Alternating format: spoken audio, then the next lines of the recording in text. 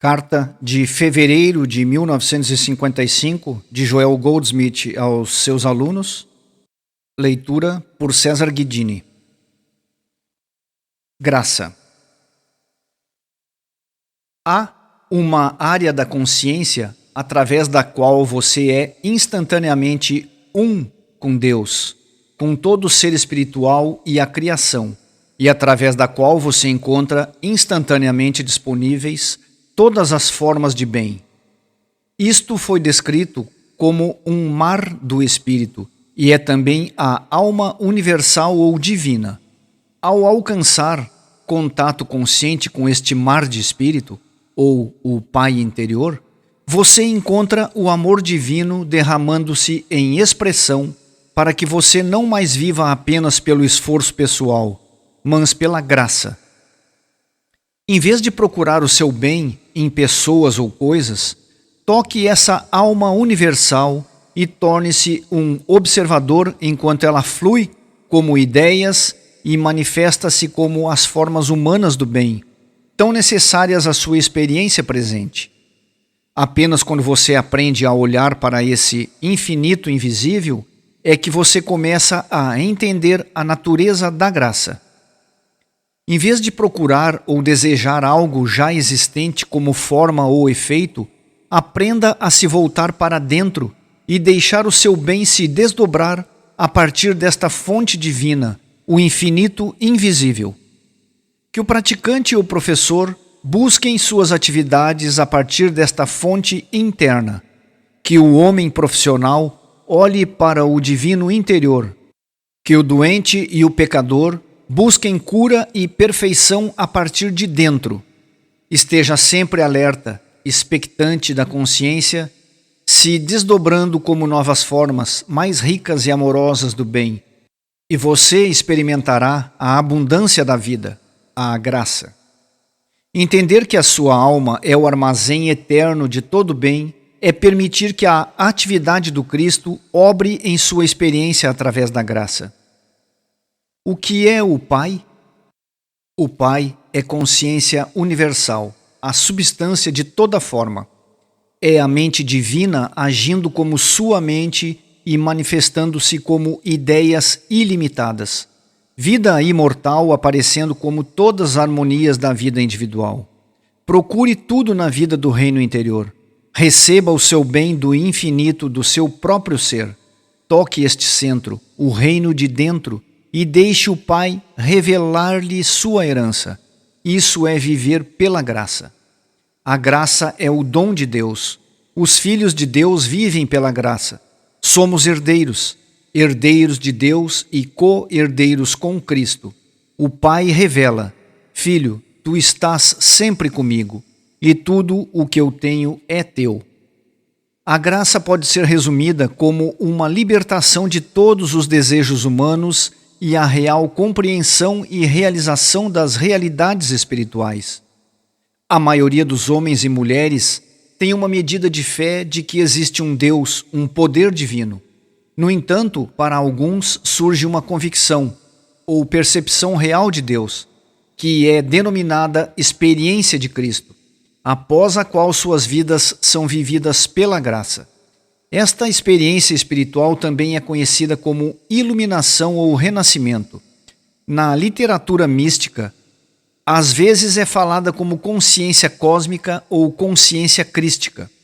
Aqueles que alcançaram esta luz não têm mais problemas de existência, uma vez que eles são alimentados, vestidos e abrigados da fonte interior infinita da vida, que nós chamamos de Cristo.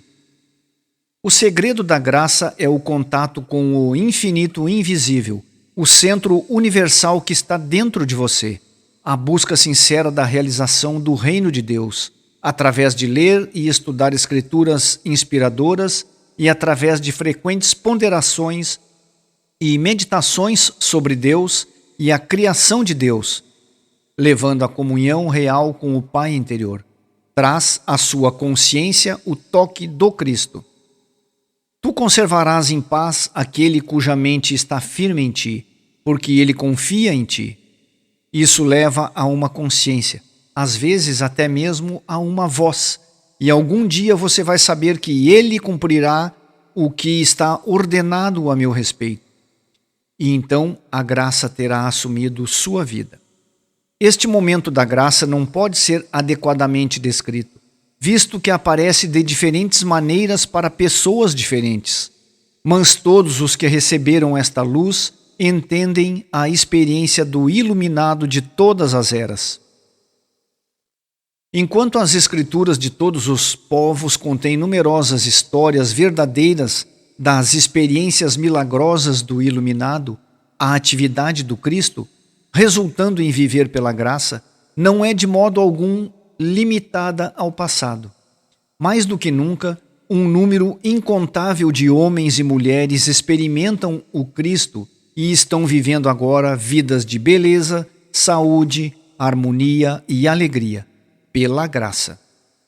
Com a verdade agora disponível para todos que podem ler e ouvir, a iluminação espiritual é uma possibilidade para todo buscador sério. Para viver não pelo poder nem pela força, mas pelo meu espírito, é necessário apenas desejar sinceramente um conhecimento de Deus. Apega-te, pois, a Ele e tem paz, e assim te sobrevirá o bem. O momento em que você recebe a percepção do Pai interior, o momento em que você sente a atmosfera do amor, que é uma consciência interior da presença, esse é o começo de sua vida pela graça. Verdadeira humildade. O advento do Cristo na consciência de Jesus de Nazaré foi acompanhado da profunda humildade que para sempre o fez negar poderes pessoais, virtudes pessoais e honras pessoais, em sua convicção de que eu não posso de mim mesmo fazer coisa alguma. O Pai que está em mim é que faz as obras. A minha doutrina não é minha, mas daquele que me enviou. Se eu testifico de mim mesmo, o meu testemunho não é verdadeiro. Estas afirmações do Mestre revelam uma profunda convicção interior e consciência de algo invisível, o Pai interior, realizando as poderosas obras de cura, redenção e alimentação das multidões no plano externo. Meu Pai trabalha até agora, e eu trabalho também. Eu e meu Pai somos um, porque meu Pai é maior do que eu. Onde quer que você encontre alguém que foi tocado pela mão do Divino, você encontrará essa mesma percepção de um infinito não visto. Todavia, todo o seu poder é expresso no reino do visível. Ao chegar a este nível de consciência, você sente que sua vida foi tomada e está sendo vivida por você, bem como através de você e como você. É como se a presença sempre estivesse adiante de você para endireitar os caminhos tortos e fazer o deserto florescer como a rosa e para abrir-lhe portas de oportunidade, de serviço e de boas-vindas. Não é que você por si mesmo tenha esses poderes, mas sim que o Pai que habita em mim, Ele faz as obras. Conforme você observa mais e mais da atividade do Cristo em sua consciência, aparecendo sempre como pensamentos mais belos, maravilhosos, manifestando-se como maiores e ainda maiores feitos de poder espiritual, sua confiança e fé crescem aos saltos. A partir do momento em que você alcança essa convicção interior, você relaxa e descansa, e deixa o invisível fazer as obras. Você não usa mais a verdade para superar o erro, mas deixa a verdade aparecer como a atividade da sua consciência. Quando você chega à realização de Deus como o único poder, você aprende que nem o pecado, nem o medo, nem a doença têm poder. E você desiste da luta contra toda forma de discórdia. Abdicar do poder humano, da vontade pessoal, do poder mental ou físico é obter esse poder pelo meu espírito. Paulo alcançou uma vida pela graça, como mostra a profunda humildade expressa em suas palavras. Vivo, não mais eu, mas Cristo vive em mim. Tudo posso através do Cristo que me fortalece. Viver pela graça permite que você faça coisas maiores e alcance melhores resultados em todas as suas atividades, devido a esse impulso espiritual e divina orientação. A preocupação com seu bem-estar pessoal, ou com o de suas famílias ou nações, não pode ser abandonada até que esta sabedoria interior se revele a você. A liberdade do medo, do perigo ou da necessidade só pode acontecer quando o Consolador aparece. A voz da verdade anuncia-se dentro de você e se torna a paz aquieta-te para toda tempestade em sua experiência.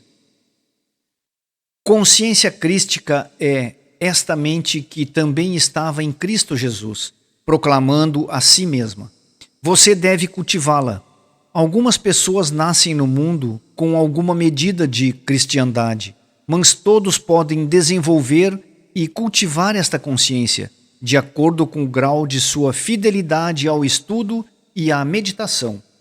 Sua receptividade consiste em manter aberta a passagem da consciência para que você possa reconhecer e acolher o Cristo, conforme ele toca e desperta sua alma em renovação de vida.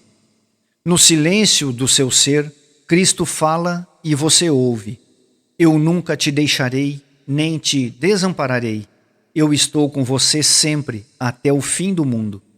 Esta consciência da presença de Deus é desenvolvida em silêncio e serenidade, com paciência e perseverança, abstendo-se do poder mental ou do poder físico, para que meu espírito possa operar como sua vida. Fica quieto e sabe que eu sou Deus. Pela graça sois salvos, por meio da fé. E isto não vem de vós, é dom de Deus. Efésios capítulo 2, versículo 8. Pela graça você está salvo. Não há coisas adicionadas. Eu escutei, e a voz me disse o que fazer. Significando a voz silenciosa e pequena, ou alta e insistente, que fala às vezes em momentos de meditação. Nós todos sabemos que, quando temos um problema, uma situação em que não sabemos como agir, o melhor a fazer, a coisa mais sábia, é entrar em meditação. Sabemos também que devemos deixar o problema de lado, assim como os orientais deixam seus sapatos do lado de fora da porta, e muitas vezes a solução está lá, com nossos sapatos quando saímos. Raramente a solução vem na forma de instruções concretas, embora às vezes até venha mesmo nessa forma, mas a sensação de liberação, a remoção de tensão, preocupação ou dúvida é uma coisa frequentemente alcançada. Nós sabemos que Deus não está nas coisas humanas, que Deus não pode dar conselhos sobre questões de saúde, suprimento ou felicidade. Mas Deus fala, e falando, guia nosso destino humano. Até que ponto, na verdade, tem a voz falado e em que grau de detalhe a instrução foi dada? A resposta aqui é aquela baseada puramente na interpretação e, de fato, toda resposta deve ser baseada nisso. Em que língua Deus falou com você? É uma pergunta sempre feita a santos e videntes. E a resposta para isso é que o santo entendeu Deus sem linguagem e passou a traduzir ou interpretar essa compreensão sem palavras em sua própria língua. E é no grau, na qualidade da interpretação, tanto no que se refere ao intérprete quanto ao receptor da interpretação, que a validade deve se basear.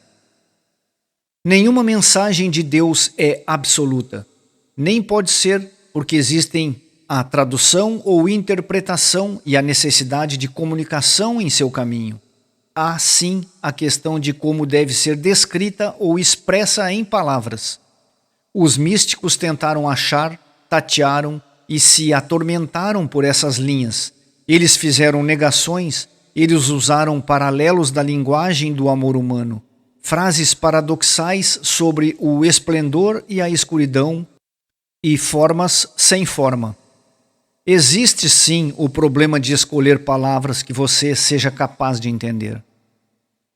O próprio professor, em sua capacidade de ser professor, é uma interferência, uma tela entre Deus e o receptor. A ideia de qualquer pessoa envolvida é uma interferência. Deus deve falar sua própria mensagem sem palavras e para ninguém em particular. É apanhada, traduzida e depois passada de um homem para outro. E nisso há um conceito falso, ocorrendo. Isto é verdade até mesmo sobre os textos bíblicos que gostamos de pensar como sendo permanentes e absolutos. Eles foram escritos, traduzidos de uma língua em muitas outras. Eles reuniram significados e interpretações adquiridos através dos séculos. De uma palavra falada, que foi uma tentativa de servir a um pensamento sem palavras, passaram para as frases que estamos sempre buscando ver através e além delas. Perseguir esse pensamento até o final é finalmente negar validade de toda expressão e se recolher em um estado silencioso, semelhante ao transe. Enquanto isso, o que devemos fazer sobre o presente estado de coisas, onde a tradução é tudo o que existe, mesmo sabendo que esta tradução jamais poderia ser totalmente fiel? O melhor que podemos fazer é aceitar esse fato, mas sempre lembrando de tentar treinar a nós mesmos, nossas mentes e nossos espíritos para sermos melhores tradutores, para sermos recipientes de um significado por trás das palavras, que seja tão alto quanto conseguirmos elevar-nos. E, especialmente, nunca tentemos alcançar essa interpretação, nunca a procuremos como tal, mas ouvir apenas como uma compreensão intangível e sem palavras de Deus, como possa ser conhecido por nós, e nunca buscar a mensagem ou o uso que a mensagem possa trazer para nós. Este uso, este sentido de realização mundana ou demonstração, não só pode parecer acontecer, mas quase sempre acontece nos estágios iniciais. O buscador de Deus, ainda vivendo no mundo humano e obcecado por seus problemas, encontrará esses problemas aliviados, esclarecidos e resolvidos. Então, conforme ele se torna mais sábio, ele descobre, com certo desalento, que o registro de demonstrações parece crescer bem menos, e então ele começa a se perguntar o que é que está errado. Ah, mas como nós sabemos muito bem, você reza errado. À medida em que aprendemos mais e mais sobre a oração, percebemos cada vez mais como é fácil rezar mal. Não há um de nós agora, neste caminho, que não saiba que nunca se deve rezar por coisas, pessoas ou pela cura. Que Deus não pode mudar qualquer coisa física. E essa matéria, como uma entidade sólida e real, nunca mudará sob influência do Espírito. Assim avançamos muito em nosso progresso. Mas há outro perigo. Sabemos que devemos buscar primeiro o reino dos céus, mas também nos lembramos de que todas essas coisas vos serão acrescentadas. É difícil esquecer essa promessa. Sabemos que não devemos buscar essas coisas, que nossa mente e espírito devem estar buscando apenas o reino dos céus, mas há sempre o pensamento de que, se encontrarmos a Deus, todas essas coisas serão adicionadas. Como foi dito no Caminho Infinito, nos escritos de Joel Goldsmith, não há coisas adicionadas em Deus. Deus é a própria coisa. E isso é verdade. Eu cito Goldsmith novamente. Quando ouvimos as palavras do Mestre, eu vim para que todos tenham vida, que todos tenham vida plenamente. Não pensamos imediatamente num maior senso humano de saúde e de riqueza?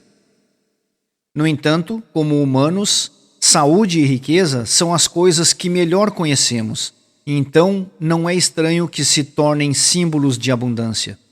Mas vamos ao menos reconhecê-los como símbolos e nunca como coisas reais.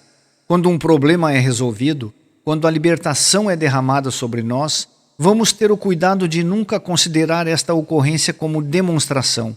Não pensemos que Deus arranjou para nós. Isso deve ser verdade em todas as coisas que a voz parece nos dizer. Nós devemos ouvir e obedecer o que achamos que ouvimos, mas nunca devemos esquecer que o que ouvimos é apenas uma interpretação humana, e não é isso que estamos buscando. Sobretudo, nós não devemos fazer nenhum esforço para essa tradução. Muito facilmente poderíamos errar, balançados por nossas vontades humanas e desejos. Quando sabemos o que ouvimos, sabemos disso. Quando tentamos adivinhar, tentar e interpretar, é mais do que certo que erramos. Isso tudo se assemelha ao dilema do fio da navalha que existe nessas questões, quando tentamos entendê-las a partir de um plano humano. Por um lado, há absoluta disposição de buscar a Deus, retornar a Deus, nada mais que Deus, com um desejo de perder um senso do seu eu humano na realização do seu eu. Isso é o mais longe que podemos visar, mas enquanto isso, e ao mesmo tempo, alguém é, ou parece ser, um ser humano vivendo neste mundo, e não pode esquecer de si mais do que por um momento. E quando alguém retorna deste esquecimento, há necessidades e crises humanas outra vez, problemas e problemas que se antepõem ao caminho da paz e da clareza do espírito. Vez ou outra, alguém levaria esses problemas a um praticante, pedindo sua dispersão como tal. Ainda assim, talvez não se conseguisse alcançar uma visão clara que os dissipasse pela remoção do espírito conturbado, por conta da consciência perturbada ou limitada que não pode encontrar paz, que não pode encontrar Deus. E quando essa paz chega, como se pode ajudar alguém a reconhecer a liberdade que ocorre quando a palavra de Deus se faz carne? Nós vemos os pães e os peixes multiplicados, suficientes e mais do que suficientes. Somos nós que vamos negá-los? Sim, como pães e peixes. O máximo que podemos ver e reconhecer é que todo o cumprimento está em Deus e vem de Deus e é Deus. Não importa de modo algum em que forma é visto. Nossa gratidão nunca pode ser pelos pães e peixes, mas sim porque fomos autorizados a ver e conhecer o cumprimento que é Deus. Uma vez parecia tão fácil. No princípio, havia promessas que pareciam ser preenchidas, necessidades respondidas. Pensávamos que continuaria assim, crescendo mais e melhor. Mas não se pode esperar que os problemas desapareçam totalmente. Com os avanços espirituais, eles podem parecer intensificar e pesar mais intensamente. Isso é uma negação do que foi prometido nas primeiras vezes? Eu acho que não. Se tomássemos essa promessa como uma da estrada mais fácil, uma estrada com menos e menos encargos, teríamos ignorado tudo o que lemos das vidas dos homens espirituais. Se e quando conseguirmos o final feliz, com nós mesmos caminhando, brilhando e livres de correntes para uma eternidade feliz, teremos perdido todo o sentido de nós mesmos e da humanidade, e teremos desaparecido da cena humana. Mas enquanto vivemos na cena humana, entre os homens de diferentes graus de consciência, vamos encontrar problemas para que possamos nos libertar, apenas para alcançarmos um conhecimento cada vez mais profundo e intenso de Deus. Eles não serão os mesmos problemas com os quais nos encontramos anteriormente.